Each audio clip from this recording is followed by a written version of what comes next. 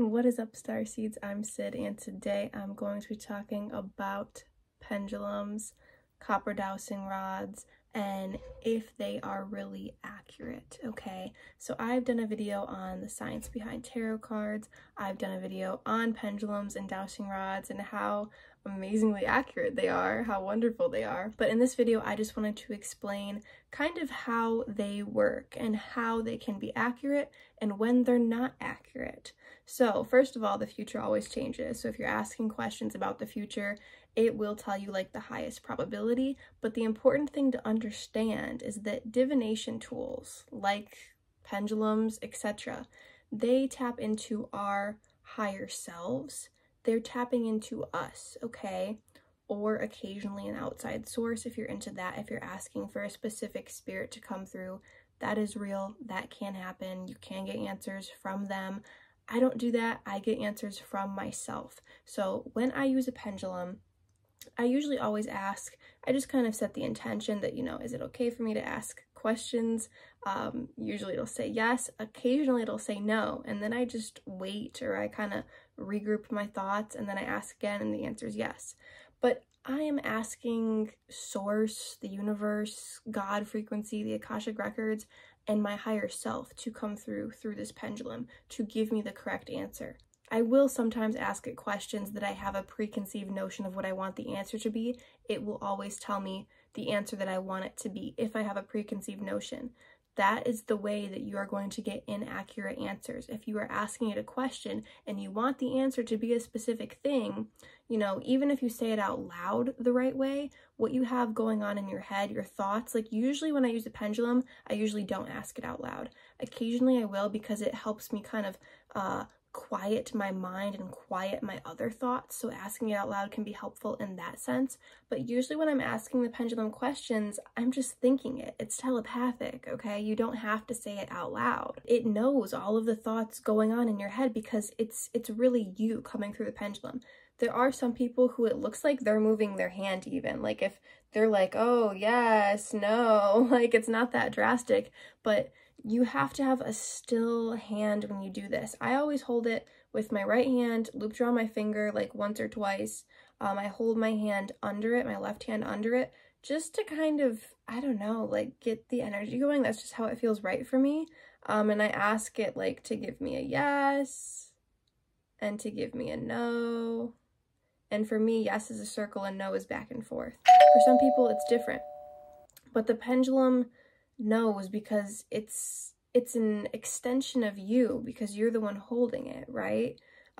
Also, if you feel like the pendulum needs to be cleared or something, if you feel like it's not super strong, you can set it out in the sun like it's a crystal. And you can use whatever you want for a pendulum. I prefer this amazing copper pendulum. You can use whatever. Wood pendulums are great, crystal necklace pendulums, whatever, really. Can have dental floss be a pendulum, quite honestly. But I like to ask it, give me a yes, give me a no, give me a big yes, give me a big no. And then I will ask it the question. Usually it's always in my head, sometimes it's out loud. What I usually use a pendulum for is specific questions for clients. Has this client had prominent Lyra in past lives? Did they have any male Lyra in past lives? Did they have any female Lyra in past lives? Lion being Lyra in past lives? Humanoid Lyra in past lives? Hybrid Lyra in past lives? Did they have kids in this past life? And I kind of narrow it down that way. Or somebody asked me, potential romantic partners, what do their first names start with? So I went through the alphabet, A through Z, and there was a few letters that spun yes for, okay? And I needed to be patient for each letter and give it time to stop from no to go to yes. So that is what you can use a pendulum for. Do I recommend asking for potential romantic partners' first letters of their names? No, but have I done it? Yeah, okay?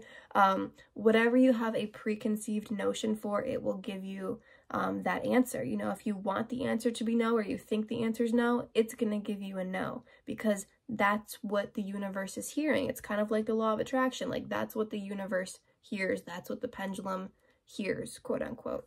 Asking questions that you genuinely just don't know the answer for, don't have any preconceived notion for, that's when it's going to be accurate. When you're asking questions about clients' past lives and stuff that, you know, you're about to tap into more, but you just want the pendulum's answer because it's going to be more specific, you know, than if your intuition's being a little foggy about a certain star system, for instance. If the Lyran stuff is blocked off, you can ask questions about the Lyran stuff. That's just one example I have. But I just wanted to talk to you guys about pendulums, also rods. Same thing goes for the dowsing rods, okay? Tarot cards are a little bit different. I explained, you know, the science behind tarot cards and how it's you pulling the cards.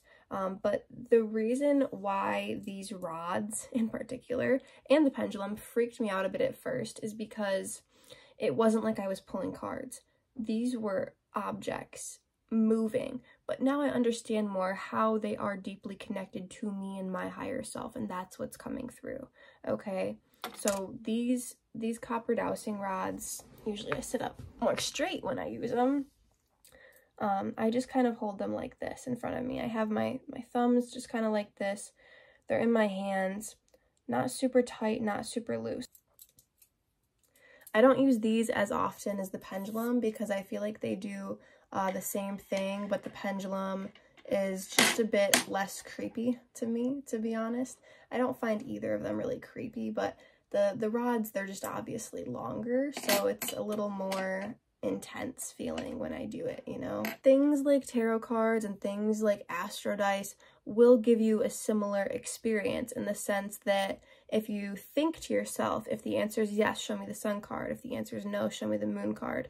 Then that can happen. If you think, you know, to the astro dice, you know, show me a this, show me a that, that can come up. If you're playing Yahtzee and you want a certain die to pop up, it will. If you're playing cards and you want a certain card to come out of the deck, usually it will, okay?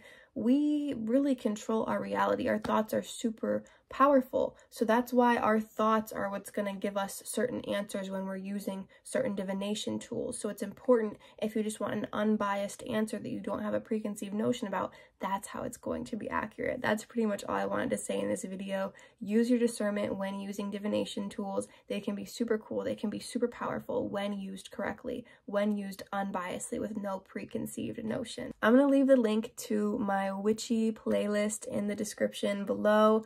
I am actually teaching an intuition divination tools course currently, so if you guys are interested in that, send me an email, sydalexandriaegypt@gmail.com, and I can send you the playbacks of all the videos that I've done so far in that course, and also the Zoom link if you want to join that live Zoom if you're watching this while I'm still doing the live Zoom. I do intuitive and astrological readings. Usually I just use my intuition and astrology.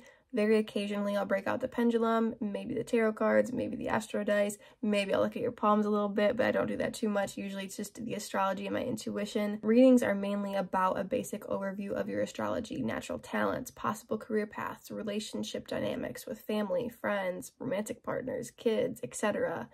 Just personality traits in general, possible events in your life, and past life stuff. That's what my readings usually consist of, are past lives and other star systems, maybe on Earth as well, and how that plays into this life, soul themes, soul archetypes, soul missions, why you're on Earth right now, what have you gotten into repeatedly throughout certain past incarnations, what patterns keep popping up, what patterns have you broken, etc. I'm also writing a book called So Far about my life so far and events that have pushed me towards my spirituality, what I've learned so far about so far out there topics. I'm in the early stages of writing that book, but if you guys are interested and you want to get put on a list so I can send you an email when it comes out, let me know because I would love to start that list. Thank you guys so much for being here, for watching. I hope you have an amazing Samhain, witches. Peace out.